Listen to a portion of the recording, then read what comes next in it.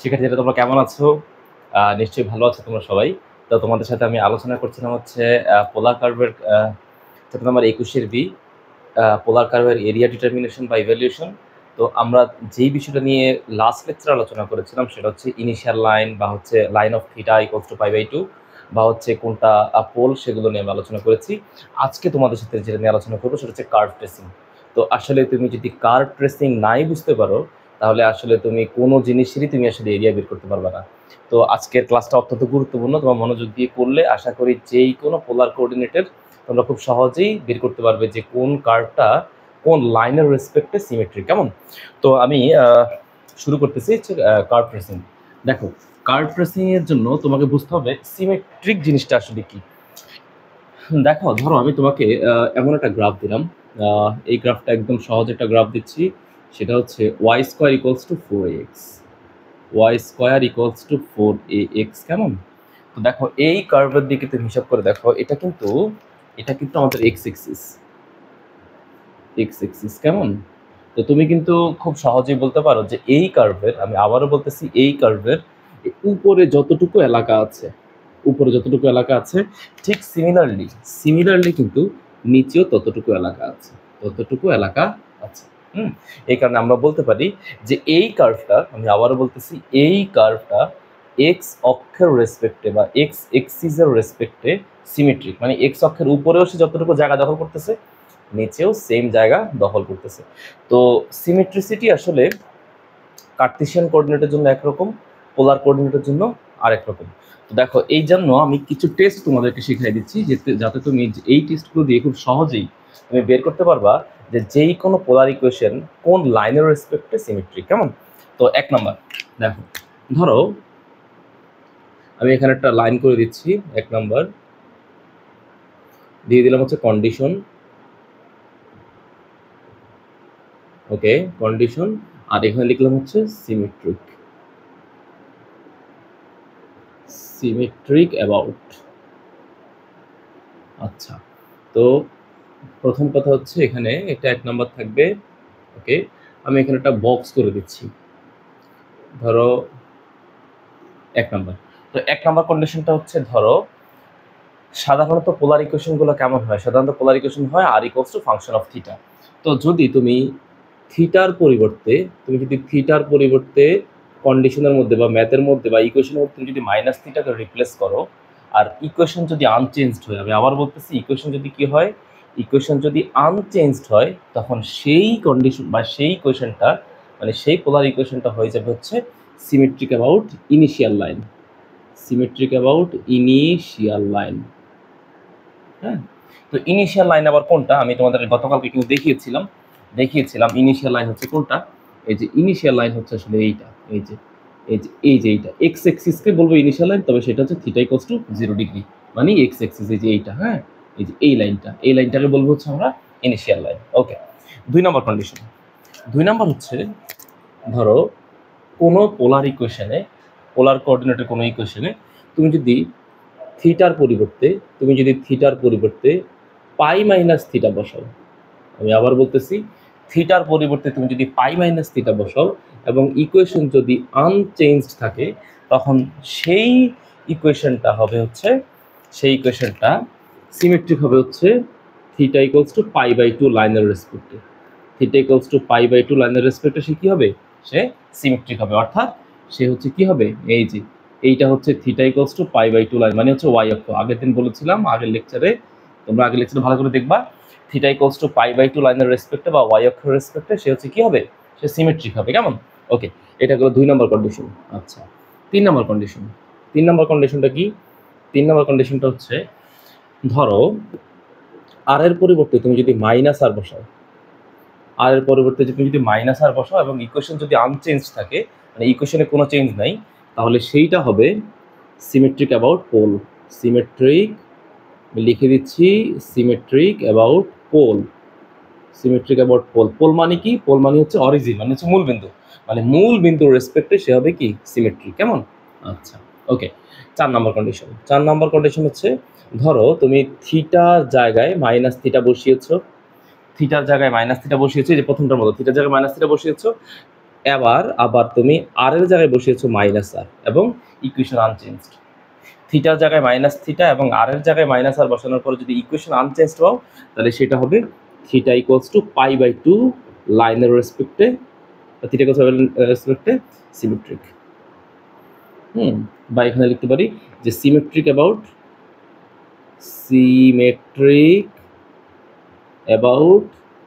Theta equals to π/2 line. তো এই চারটা হচ্ছে আমাদের কন্ডিশন। এই চারটা কন্ডিশনের রেসপেক্টে আমরা একেবারে যেই কোনো পোলার কোঅর্ডিনেটের বা পোলার ইকুয়েশন আমরা মানে কোন লাইনের রেসপেক্টে সিমেট্রিক আমরা সেটা বের করতে পারবো। তো আমি তোমাদেরকে একটা এক্সাম্পল দিয়ে বোঝাচ্ছি। হ্যাঁ, দুটো এক্সাম্পল দিয়ে বোঝালে তোমার জন্য বুঝতে সুবিধা হবে। তো ধরো আমি এই জিনিসটা থাকুক, এটা আমার তো কাজে লাগবে, এগুলো হচ্ছে কন্ডিশন। ধরো আমি একটা এক্সাম্পল দিচ্ছি, দাগ দিয়ে দিলাম এখানে। আমি একটা এক্সাম্পল দিলাম হচ্ছে আর ইকুয়ালস টু, ধরে নিলাম হচ্ছে a cos থিটা। এইটা একটা ইকুয়েশন, সাপোজ এটা একটা ইকুয়েশন। তো তুমি দেখো এই যে এখানে যে থিটা, এটা তো একটা equation, r equals to function of theta মানে পোলার কোঅর্ডিনেটের ইকুয়েশন। তুমি এখানে থিটার জায়গায় মাইনাস থিটাটা বসিয়ে দাও। তুমি এখানে এই যে দেখো a cos মাইনাস থিটা, তো বসিয়ে দিলে এখানে কত পাওয়া যাবে? আর ইকুয়ালস টু কত? আর ইকুয়ালস টু হচ্ছে a cos theta, r equals to a cos theta. দেখো ইকুয়েশনে কোনো প্রকার চেঞ্জ নেই। তুমি দেখো, খেয়াল করে দেখো, এখানে হচ্ছে r equals to a cos theta, r হচ্ছে কত? R equals to a cos theta. দেখছো থিটার জায়গায় কি বসাইছিলাম মাঝখানে? এই যে মাইনাস থিটা বসাইছি, কিন্তু ইকুয়েশনে কোনো প্রকার কি নাই, কোনো প্রকার চেঞ্জ নাই। তো ইকুয়েশন যদি কোনো প্রকার চেঞ্জ দেখায় তাহলে আমরা বলতে পারবো যে সেইটা হচ্ছে কি ইনিশিয়াল লাইন, মানে হচ্ছে থিটা ইকুয়ালস টু 0 লাইনের রেসপেক্টে উপরে যতটুকু জায়গা দখল করবে নিচে হচ্ছে ততটুকু জায়গা দখল করবে। তো এইটার গ্রাফটা হচ্ছে মোটামুটি এইরকম। এটা আসলে একটা সার্কুলার গ্রাফ।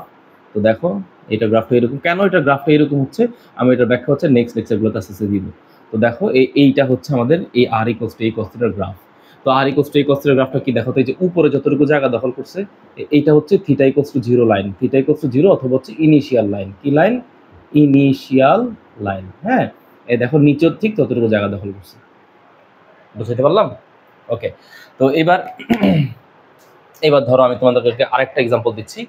আরেকটা এক্সাম্পল আমি যদি এইখানে লিখি, ধরো আর ইকুয়ালস টু, আমি লিখলাম r equals to a into 1 plus cos theta.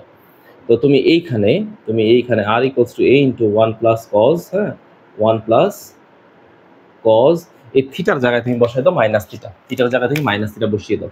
তো থিটার জায়গায় মাইনাস থিটা বসালে কি অবস্থা হয় দেখো তো, কোনো প্রকার চেঞ্জ আসছে কিনা ইকুয়েশনে? cos মাইনাস থিটা মানে কত? শুধু cos থিটা না?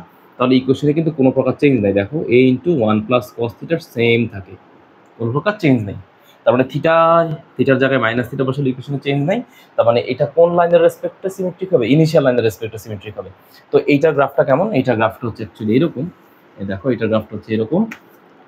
দেখো এটার গ্রাফটা হচ্ছে এরকম। এইটা হচ্ছে গ্রাফ।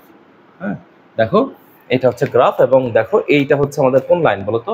এটা হচ্ছে আমাদের ইনিশিয়াল লাইন। এই যে দেখো থিটা ইকুয়ালস টু 0 লাইন, এবং দেখো উপরে ঠিক যতটুকু জায়গা দখল করছে নিচেও ঠিক ততটুকু জায়গা দখল করছে।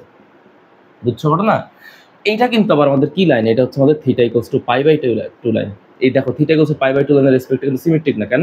থিটা ইকুয়ালস টু π/2 রেসপেক্টের বাম পাশে দেখো মাত্র এতটুকু এলাকা, এতটুকু, আর ডান পাশে দেখো অনেক বেশি এলাকা। সমান সমান না। ঠিক আছে?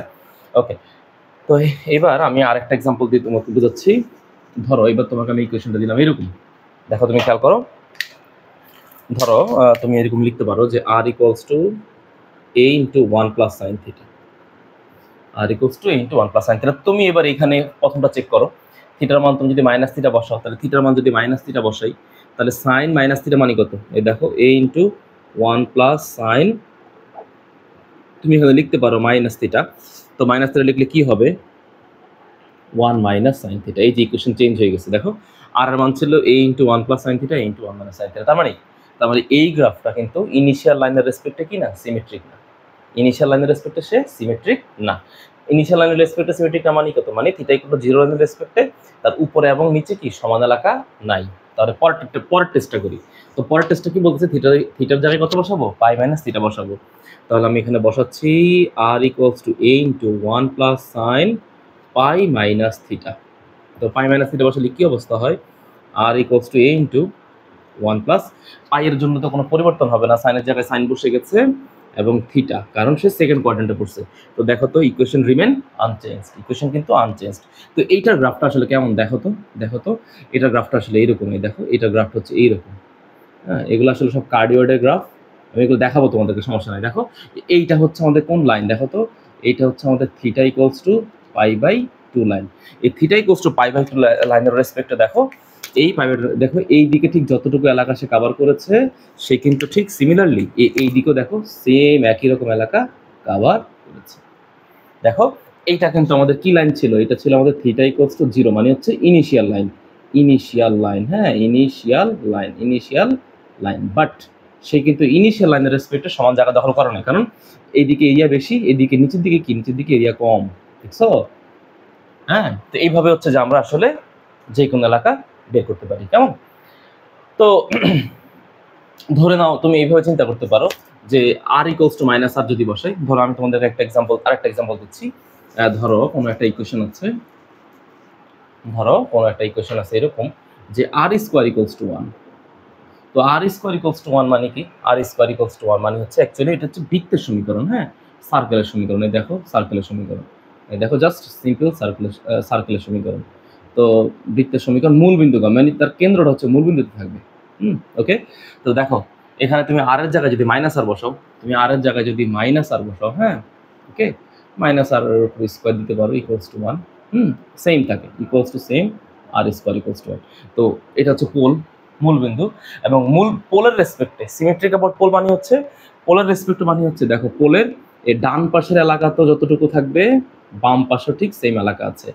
এমনকি পোলার রেসপেক্টে সিমেট্রিক মানে হচ্ছে শুধু ডান পাশ আর বাম পাশ না, পোলার রেসপেক্টে মানে হচ্ছে উপরেও যতটুকু এলাকা আছে, নিচেও ঠিক ততটুকু এলাকা আছে, কারণ এটা তো মূল বিন্দু, বুঝতে পারলাম? তো এইভাবে হচ্ছে তুমি সবগুলো মোটামুটি বের করতে পারবা, কেমন? আর আরেকটা বিষয় হচ্ছে এখানে একটা বিষয় গুরুত্বপূর্ণ, সেটা বলে দিচ্ছি, যে ধরো তুমি যখন কার্ভ ট্রেসিং করবা, তো কার্ভ ট্রেসিং করার ক্ষেত্রে আমি তোমাদেরকে বারবার বলে দিচ্ছি, তোমরা এই বিষয়টা মাথায় রাখবা।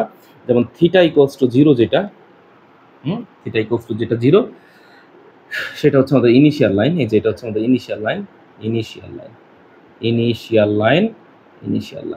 আচ্ছা, আর এইটা হচ্ছে আমাদের থিটা ইকুয়ালস টু π/2 লাইন। এইটা যেহেতু থিটা ইকুয়ালস টু π/2, তাহলে এইটা হবে theta equals to minus π/2 line. কি লাইন? মাইনাস। আমরা ইন জেনারেলি কি বলি, ধরো এটা মনে করো 0 ডিগ্রি, এটা 90 ডিগ্রি, এটা 180 ডিগ্রি, এটাকে কি বলি 270 ডিগ্রি, মানে 3π/2। এটাকে আমরা 3π/2 বলবো না, এটাকে বলবো হচ্ছে আমরা theta equals to minus π/2 line. কেন? কারণ মনে করো এটা যদি x এক্সিস আর y এক্সিস হইতো, তাহলে এটা হইতো কত হইতো? এটা হইতো, বলো, এটা হইতো আমাদের x এক্সিস, এটা হইতো x প্রাইম, এটা y, তাহলে এটা হতো y প্রাইম। তাহলে y বলতে যদি থিটা ইকুয়ালস টু π/2 হয়, তাহলে এটা কত হবে? Theta equals to minus π/2 line. হ্যাঁ, তো এইভাবে হিসাব করতে হবে। হ্যাঁ, ওকে, তো আমরা মোটামুটি হচ্ছে তুমি এই দিকটাকে এইভাবে চিন্তা করতে পারো যে এটা যদি y equals to theta line হয়, 0 ডিগ্রির জন্য, তাহলে এইটা কত হবে? এটা হবে theta equals to minus 0 degree line. তুমি এইভাবে চিন্তা করতে পারো, ওকে। বাট এইটা বেশি কাজে লাগে, থিটা ইকুয়ালস টু π/2 লাইন, এটা হচ্ছে থিটা ইকুয়ালস টু π/2। বাট এটাও বলতে পারি যে থিটা ইকুয়ালস টু 3π/2 লাইন। এই যে এইটা নিচেরটা বলতে পারি যে theta equals to 3π/2 line. But আমরা আসলে যখন আমি কার্ভ ট্রেসিং গুলো সামনে আরো দেখাবো, সেখানে আমি বলবো যে এটা মাইনাস π/2 লাইন। ক্লিয়ার? এগুলো মোটামুটি একটা আইডিয়া রাখলে তোমার মোটামুটি কভার হয়ে যাবে। তো আমি আবার একটু স্মরণ করে দিচ্ছি ঘটনাগুলো কি। যদি কোনো পোলার কোঅর্ডিনেটের ইকুয়েশনে বা এই পোলার ইকুয়েশনে তুমি থিটার জায়গায় মাইনাস থিটা বসাও, তাহলে সেই ইকুয়েশনটা হবে ইনিশিয়াল লাইনের রেসপেক্টে সিমেট্রিক। আর থিটার জায়গায় তুমি যদি পাই মাইনাস থিটা বসিয়ে দেখো ইকুয়েশন রিমেইন আনচেঞ্জড, তাহলে সেটা হবে থিটা ইকুয়ালস টু π/2 লাইনের রেসপেক্টে সিমেট্রিক।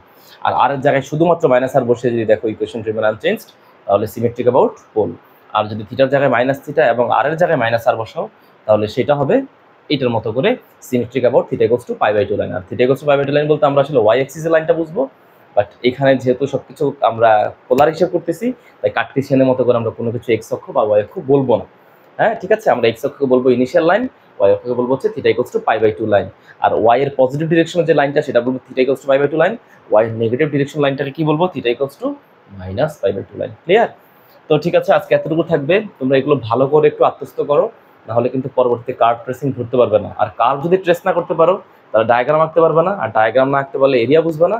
এরিয়া না বুঝতে পারলে আসলে পুরো অঙ্কের ইভ্যালুয়েশনটাই করানো সম্ভব হবে না। ঠিক আছে, তো আজকে এতটুকুই থাকবে।